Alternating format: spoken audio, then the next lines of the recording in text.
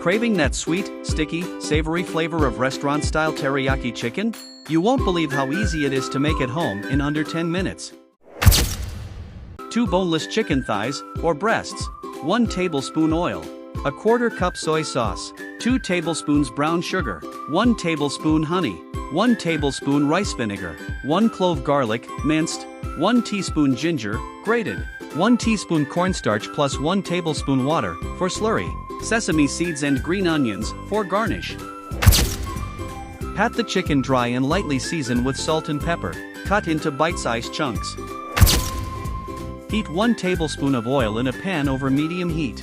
Add chicken and cook 4 to 5 minutes each side until golden brown and fully cooked. Remove and set aside. In the same pan, combine soy sauce, brown sugar, honey, rice vinegar, garlic, and ginger. Simmer for 2 minutes. Stir in the cornstarch slurry and cook until thick and glossy. Return the chicken to the pan. Toss to coat evenly in the teriyaki glaze. Let it simmer together for another 1 to 2 minutes. Serve over steamed rice, sprinkle with sesame seeds and chopped green onions. Restaurant flavor made at home.